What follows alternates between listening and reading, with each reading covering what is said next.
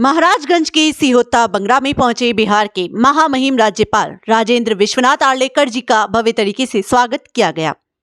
सोमवार सुबह पधारे राज्यपाल का स्वागत सांसद जनार्दन सिंह सिग्रीवाल, इंजीनियर सुगेंद्र सिंह, विधायक देवशकांत सिंह, विधायक कर्णजीत सिंह उर्फ व्यास सिंह, डॉक्टर कुमार देव रंजन ने अंग वस्त्र और बुके व प्रतीक चिन्ह देकर स्वागत किया।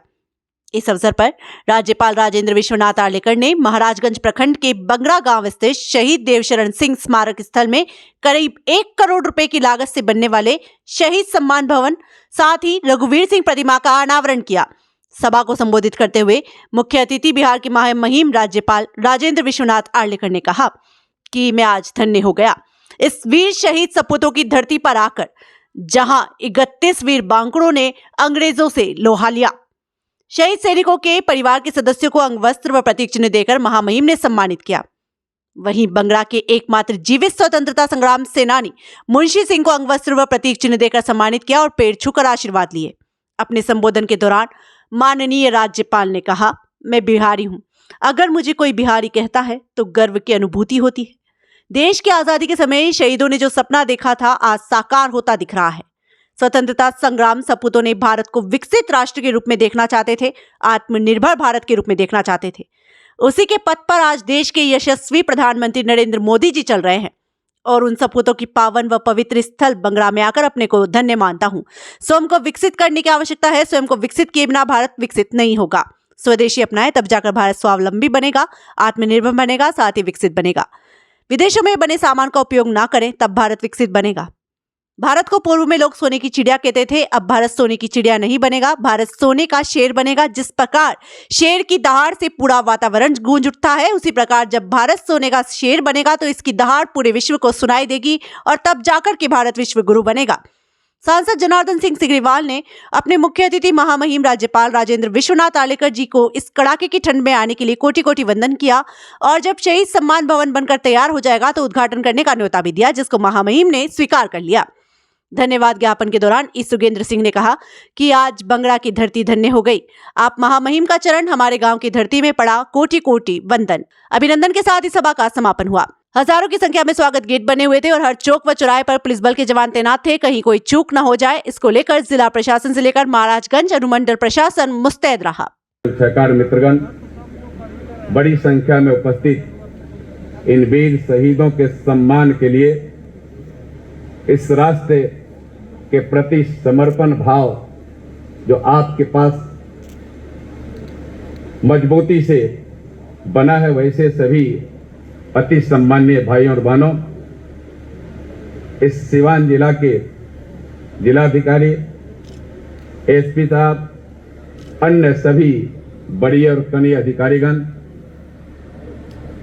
इससे डीएवी विद्यालय के हमारे प्रिय छात्र बहनों, उनके सभी शिक्षकगण और पूरे आयोजन में लगे इस सिहोता बंगरा गांव के मेरे अति सम्माननीय इस पावन पवित्र भूमि के सभी अति सम्माननीय भाइयों और बहनों, यहाँ के सम्मानित मुखिया और सभी प्रतिनिधियों का भी मैं हृदय से हाथ जोड़ कर करके सर नवा करके नमन करता हूं, वंदन करता हूं, आप सबका अभिनंदन करता हूं।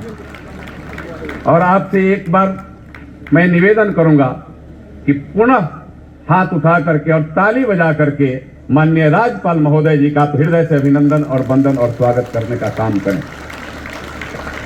माननीय राज्यपाल महोदय जी, यह पूरा गांव ही नहीं, यह पूरा महाराजगंज खुशियों से झूम रहा है कि आजादी के 75 वर्ष बाद कोई सही तरीका से इस गांव में पधार कर करके और इसे भूमि को नमन किया और उन वीर शहीदों और स्वतंत्रता सेनानियों के प्रति भी सम्मान अर्पित किया। मैं इसके लिए भी आपका हृदय से अभिनंदन करता हूं, हृदय से वंदन और स्वागत करता हूं। 75 साल के बाद हम 76वें साल में प्रवेश किए। अमृत काल का समय चल रहा और आज इस अवसर पर देश के यशस्वी प्रधानमंत्री भी लगातार, चाहे वीर शहीदों के प्रति सम्मान की बात के लिए शहीद भगत सिंह के गांव और परिजनों तक जाना हो, सुभाष चंद्र बोस की मूर्ति को स्थापित करना हो, डॉक्टर भीमराव अंबेडकर के प्रति सही मायने में सम्मान अर्पित करते हुए और जनपद पर इंटरनेशनल मेमोरियल बनाना हो, उन वीर शहीदों के सम्मान में दिल्ली में इंटरनेशनल संग्रहालय बनाना हो, यह तमाम चीजें आज देश के सचिव प्रधानमंत्री जी भी कर रहे हैं। और आप आप राज्यपाल महोदय, आपको और आपके प्रति तो यह सम्मान, यह गांव ही नहीं, यह पूरा महाराजगंज लोकसभा और सीवान जिला भी कभी नहीं भूलेगा, यह बिहार भी नहीं भूलेगा कि कोई एक ऐसा राज्यपाल आया जो गांव में भी ऐसे लोगों को याद किया, उनके प्रति सम्मान व्यक्त किया। और इस कड़ाके के ठंड में भी मैं कहूंगा कि कोल्ड वार है, ये कोल्ड वार में भी सारी चीजों को फिक्र किए हुए, हेलीकॉप्टर की सुविधा लिए बिना, यह मौसम में हेलीकॉप्टर उतर नहीं सकता था, आप बाई रोड इतना दूर का दूरी तय किए हैं। हम आपके प्रति और ये पूरा गांव सम्मान के लिए झुक करके आपके प्रति आदर और सम्मान व्यक्त करता है। आज निवासी मेरा नमन स्वीकार करें।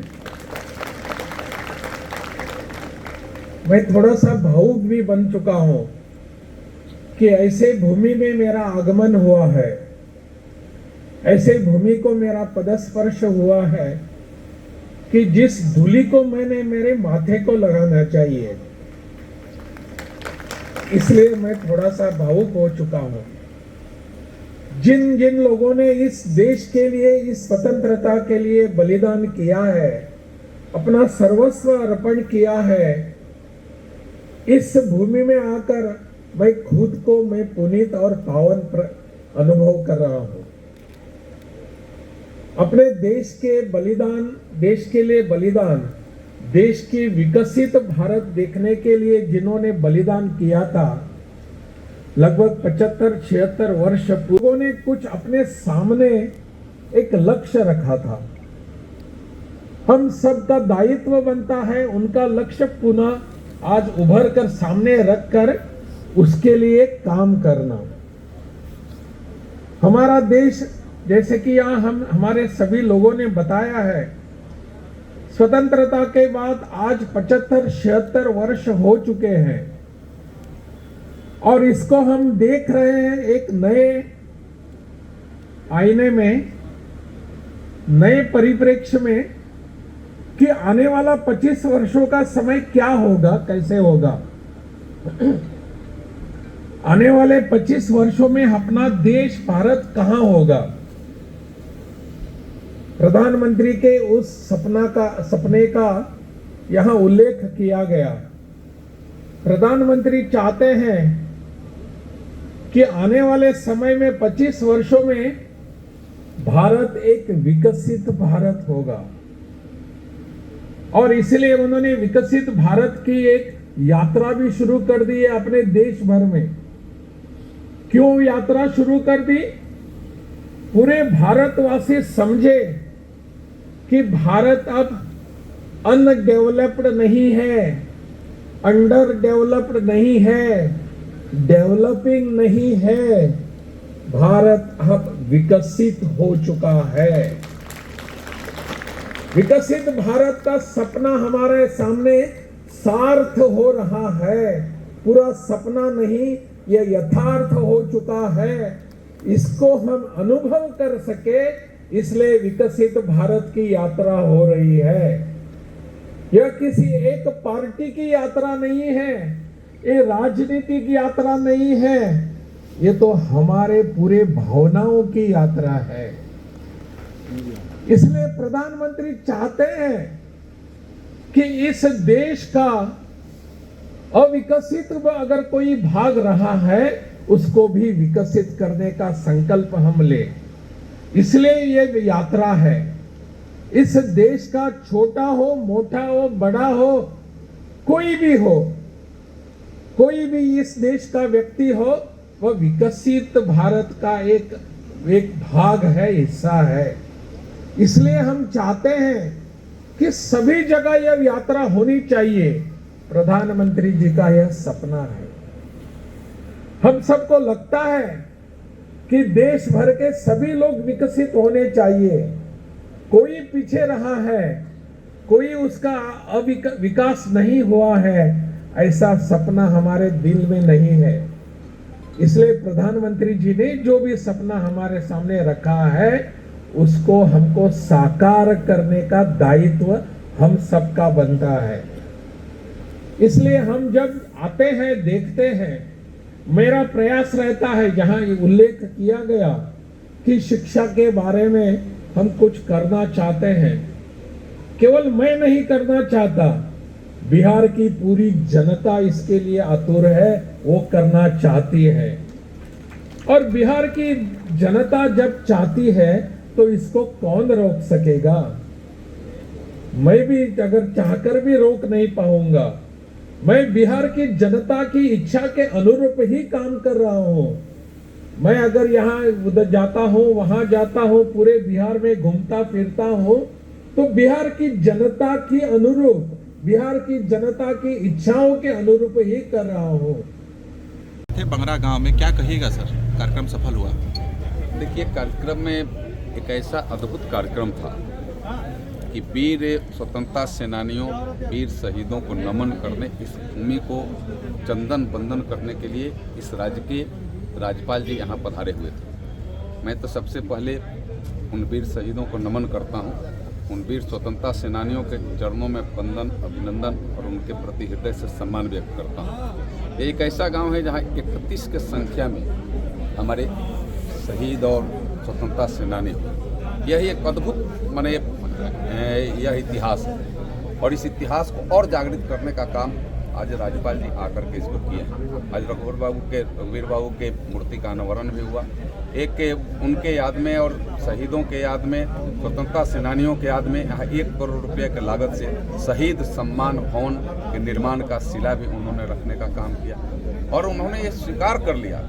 मैंने जब आग्रह किया कि आप यह भवन बन जाता है तो इसे उद्घाटन के लिए आए, उन्होंने मन से भी कहा कि नहीं, मैं जब ये बन जाएगा तो मैं फिर आऊँगा, इस भूमि को मैं बार बार नमन करूं, मुझे प्रसन्नता होगी और मेरे लिए सौभाग्य की बात है। आज देश भी, देश के प्रधानमंत्री भी, आप देखे होंगे तिरंगा यात्रा की बात है, चाहे घर घर तिरंगा की बात हो, चाहे वीर शहीदों के प्रति सम्मान की बात हो, सुभाष चंद्र बोस की मूर्ति इंडिया गेट पर लगाने की बात हो, शहीद भगत सिंह के गांव जाकर के उनके परिजनों से मिलना, उस मिट्टी को चंदन बंदन करने की बात हो, या सीधे सीधे आज देश भी उस दिशा में आगे जा रहा है। हम शहीदों को नमन किए बिना, उन्हें याद किए बिना, उनके प्रति श्रद्धा रखे बिना हम देश को आगे नहीं बढ़ा सकते, हम समाज को एकजुट नहीं रख सकते, क्योंकि शहीदों के भी अंदर न कोई जाति था, न कोई धर्म था, एक लक्ष्य और एक उद्देश्य था कि हम भारत माँ को आज़ाद कैसे कराएंगे। उन्होंने सारी चीज़ नौछावर कर दिए और आज हम सब छोटे छोटे चीज़ों में बंट जाते हैं। हमें एक संदेश यहाँ से गया है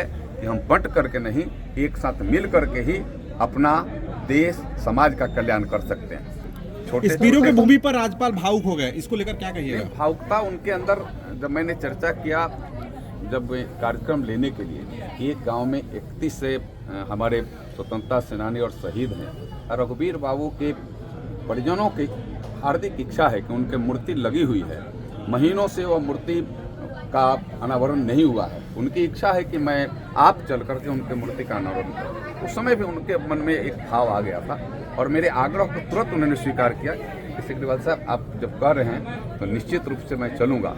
और मैंने जब यहाँ 26 दिसंबर को उनका जन्म जयंती होता है और जब मैं यहाँ आया उनके माने जयंती के अवसर पर, और मैंने जब यह बात की सूचना दी तो एक अलग उल्लास, खाली घर में नहीं, परिवार में नहीं, पूरे गांव में एक आया कि नहीं, राज्यपाल जी आने की स्वीकृति दे दी है। फिर मैंने बताया कि वो एक डेट भी तय कर दिए हैं। तो डेट आज देखे होंगे कि इतने कड़ाके के ठंड में भी, आज की ठंड कड़ाका की, आज इसको मैं कोल्ड वार भी कह सकता हूँ। आज का वार था कोल्ड वार, और कोल्ड वार से लड़ करके, और आज भी देखें राज्यपाल जी चलेंगे, आज भी हजारों लोग इधर उधर आज भी यहाँ अभी भी हैं। यहाँ वहाँ भी देखते हैं उधर से कितना शीतलहर चल रहा था, लेकिन उसके बाद भी लोग डटे हुए थे और वीर शहीदों के सही मायने में नमन कर रहे थे। मैं पुनः उन वीर शहीदों को नमन करता हूँ, उनको वंदन करता हूँ और उनका वह भाव पूरे के पूरे समाज की हर जगह जाए, हर वर्ग में जाए, हर क्षेत्र में जाए, कि समाज भी एकजुट होकर के इस देश के विश्व गुरु बनाने, इस देश को विकसित भारत बनाने के लिए काम करे। कि प्रधानमंत्री जी का संकल्प है कि 2047 तक जो अमृत काल अभी चल रहा है, आज़ादी के 76वां वर्ष चल रहा है, इसमें इससे भारत को हम विकसित भारत बनाने का काम करेंगे। उस संकल्प को पूरा करने में हम एक एक भारतीय बन करके हम भारत के करोड़ों करोड़ लोग हम एक साथ जुड़ करके इस भारत को विश्व गुरु बनाएं। सर 22 जनवरी को लेकर के क्या? ये 22 जनवरी पे भी एक अलग है, आपने देखा भी होगा, राज्यपाल जी ने कहा कि 22 जनवरी भी एक इस राष्ट्र के लिए गौरव की बात है। 22 जनवरी हमारी एक धरोहर, जिनके आदर्शों पर, जिनके संस्कृति और संस्कार पर यह देश के नहीं आज दुनिया नाज कर रही है, दुनिया गौरव कर रही है। आज देख रहे हैं 22 जनवरी को जब डेट प्रभु राम की अपने अयोध्या में एक राजाभिषेक का जब तय हो गया है, तो पूरा दुनिया में रैलियां निकल रही हैं, खुशियां मन रही है। अमेरिका अलग रैली मना रहा है, दुनिया का सैकड़ों देश आने के लिए यहाँ तैयार है कि हम उस दिन यहाँ आए। तो हम भारतवासियों को भी कहूँगा, आप सर एक बात कही कि सैकड़ों देश से, अलग अलग देश से लोग आने के लिए यहाँ तैयार, लेकिन अपने देश के राष्ट्रीय पार्टी के राष्ट्रीय पूर्व अध्यक्ष या फिर चेयरपर्सन सोनिया गांधी जी इस निमंत्रण को ठुकरा दिया है, तो इस पर आप क्या कहिएगा? अब यही कहूँगा कि जो राम को ठुकराता है उसे पूरा समाज ठुकराता है, और उसमें इस राष्ट्र में कहीं जगह नहीं मिलता है। समय का इंतजार करिए। बहुत बहुत धन्यवाद।